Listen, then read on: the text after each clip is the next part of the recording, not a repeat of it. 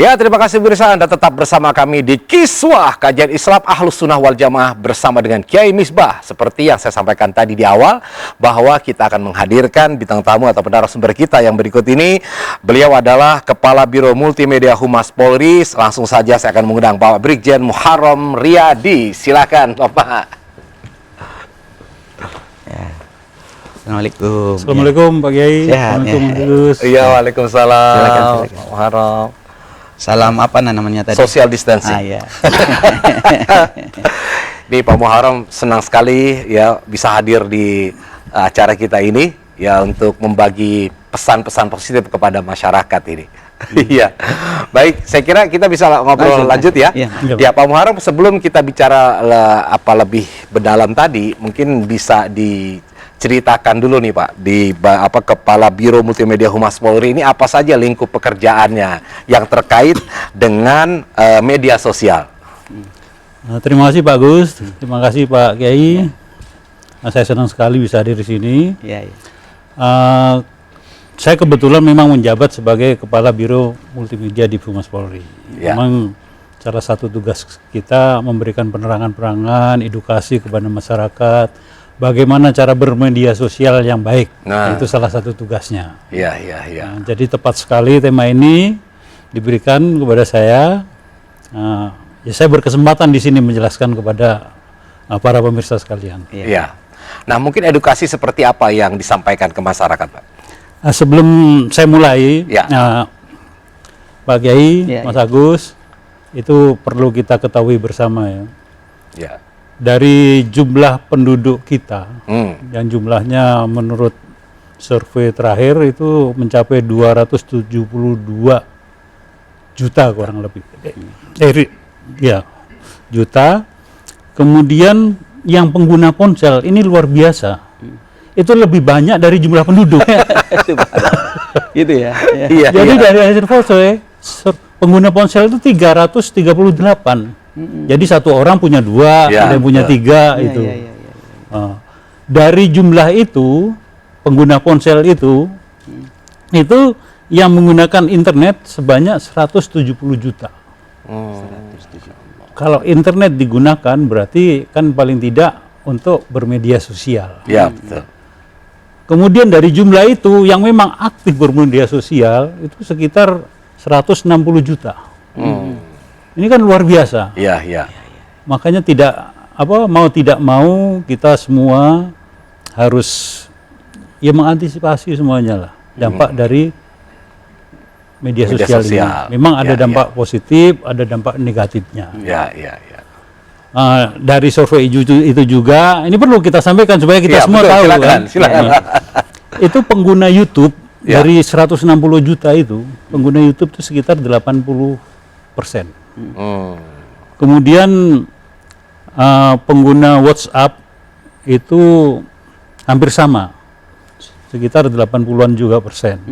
Kemudian ada yang memakai Facebook, Instagram, Twitter, kemudian Line, Messenger, LinkedIn dan sebagainya. Itu dari jumlah sekian banyak, mau tidak mau media sosial di negara kita ini sangat dinamis. Dinamis ya, aktif. Sangat dinamis. Oleh karena itu kita perlu memberikan pengetahuan kepada kita semua bagaimana bermedia sosial yang bijak. Mungkin ya tadi sampaikan Pak Kiai, intinya ya tabayun itu Pak. Ya. Karena rata-rata tadi yang disampaikan terkait dengan hoax tadi, orang kalau menerima berita hoax itu hanya yang ini dari survei juga ini, yang mau ngecek kebenarannya hanya sekitar 1%. 1%. Sekitar 15% itu ya menghapus atau mendiamkan. Ya, kemudian yang meng-share lagi 48% itu meng-share kembali.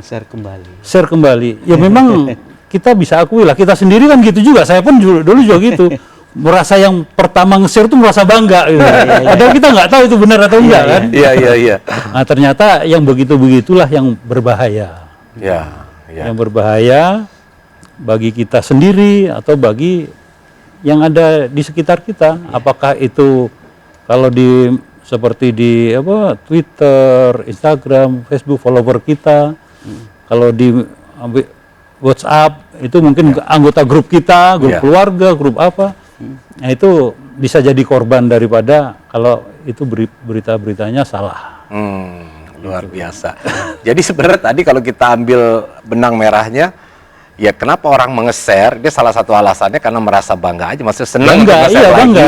Yang pertama kali bisa mengeser itu kelihatan jadi keren. Nah kemudian tidak tabayun. Nah barangkali betul. Ke Kiai, di Kiai. Tadi kan Pak Muharram Kiai menjelaskan bahwa di dalam dalil itu hati-hatilah terhadap orang yang tidak baik ya, disebutkan yang menyebarkan. Nah tapi tidak terkadang juga yang menyebarkan ataupun mengupload itu dianggap orang baik atau diidolai. Nah, apakah ini kemudian perlu untuk ditabayun lagi karena merasa ini ustadz saya kok yang nyampein gitu udah baik. Nah, kemudian langsung di-share. Nah, ini gimana Kiai? Baik, pada prinsipnya tabayun itu kepada siapapun. Cross check itu kepada siapapun. Cuma biasanya kalau simbol kebenaran itu kan kalau di agama itu namanya kiai atau ustadz. Karena itu sekelas saya yang dipanggil kiai harus hati-hati dong. Persis seperti saya meriwayatkan hadis kira-kira demikian. Kalau kira-kira kalau yang menyampaikan Kiai Misbah itu sudah pasti benar kira-kira. Jadi pertama yang harus diingatkan adalah saya. Jangan sampai saya gampang mengeser sesuatu yang tidak jelas juntrungnya dari mana asalnya. Kemudian bagi orang yang mendengarkan tetap tabayun. Karena namanya khobar itu kemungkinan ada dua. Khobar itu kadhib, khobar itu sodik. Kabar itu bisa benar, bisa salah kan begitu. Dari Kiai, kalau sudah ada jaminan, misalnya dalam masalah ilmu. Ini saya fokus kepada ilmu Pak Muharram ya. Informasi berkaitan ilmu agama. Saya pesan, siapa yang ngajarin? Kiai Misbah misalnya. Atau siapa? Beliau ini dari mana? Kalau ditelusuri, Kiai Misbah ini orang PBNU misalnya. Orang MUI, kan jelas nih. Nah itu caranya untuk mendiktifikasi apakah itu benar atau tidak dari latar belakang. Jadi cukup semacam itu. Kalau sudah yakin tabayun, fatas tabatu, cross check, boleh kita lanjutkan. Karena kalau kita diamkan juga kita khawatir diancam sebagai orang yang menyimpan ilmu kan. Tetapi kalau sudah yakin ini benar, sampaikan. Baik. Nah ini Pak Muharram, mungkin ada juga orang ya ketika menerima itu lebih gampang daripada mencoba mentabayun. Pertama dia bingung menanya ke siapa ya, itu kan pertanyaan yang paling mendasar nih. Nah kemudian setelah dia tahu bertanya, untuk menanya pun kadang-kadang susah gitu. Nah barangkali ada yang ingin bertanya ke Kiai Misbah nih, otomatis kan sebenarnya Kiai Misbah harus online 24 jam membuka online. Nah ini gimana Pak Muharram melihat? Apakah memang ada kesulitan dari masyarakat untuk meng-cross check berita-berita yang seperti itu? Kalau di kita bisa meng-cross check, rata-rata kita satuan kita sampai ke wilayah sampai polsek pun itu punya media sosial. Apakah itu Facebook, Instagram atau Twitter. Atau bisa langsung ke telepon-telepon yang ada di sana. Tapi intinya sebetulnya ada 5C. 5C yang harus diperhatikan masyarakat dalam menerima berita-berita dan sebagainya. Yang pertama cermati. Cermati itu bisa bagaimana? Apakah itu judul dengan ininya sama? Kan ada yang video dipotong gitu kan? Video dipotong hanya sepintas. Padahal sebetulnya itu nyambung, atau dipotong tengahnya terus disambung lagi. Nah itu cermati itu. Terus kemudian cermati apakah bahasa yang digunakan itu etis atau tidak. Pantas atau tidak saya share ke grup kita misalnya. Atau di Facebook kita, di akun kita. Kemudian yang berikutnya cermati apakah waktu kejadiannya itu ditampilkan. Sama saya berbicara begini. Oh ini pembicaraan di acara kiswah, biasanya ada gitu kan. Mungkin kalau pejabat di acara apa, apakah waktunya itu ditampilkan atau tidak. Terus yang kedua cek, tadi itu cek sumbernya, apakah itu media yang terverifikasi atau bukan. atau apa kalau orang bilang media abal-abal ya. Iya. Ada media abal-abal. Kemudian cek tanggalnya, Ya. apakah aktual atau tidak tanggalnya. Ya. Kemudian cek keaslian fotonya, foto atau videonya. Kan sekarang bagus sekali orang Iya, edit kan. betul, Badan betul. saya diedit apa raut wajahnya Mas Agus jadi polisi Mas Iya, Agus. bisa ditukar-tukar gitu. Iya, banyak aplikasi itu kan. Iya. Kemudian yang ketiga cari Ya. perbandingan beritanya. Biasanya kalau di media kan rata-rata berita ini sana memberitakan juga, Ya. jadi cari perbandingannya Iya, iya. Ya. dengan media itu. Kemudian cari klarifikasi dari instansi atau media yang kredibel. Ya. Kalau di kita, kalau menemukan hal-hal yang hoax, biasanya kalau masuk di kita, langsung kita beri stempel hoax. Baru kita sebarkan lagi ke masyarakat. Ya. Begitu juga ya, kesempatan ini kita berharap juga, kalau ada yang begitu-begitu, laporkan. Di media sosial kita ada, melalui media sosial di Humas Polri, itu ada Instagram, ada Twitter, terus kemudian ada Facebook juga. Silahkan laporkan di sana melalui jalur itu.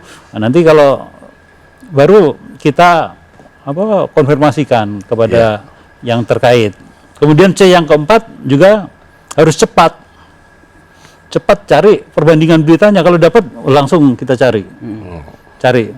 Kemudian yaitu sekali lagi cek ke yang terkait. Ya. Yang terkait sama Haji dikatakan ini pernyataan Haji Misbah, Kiai Misbah.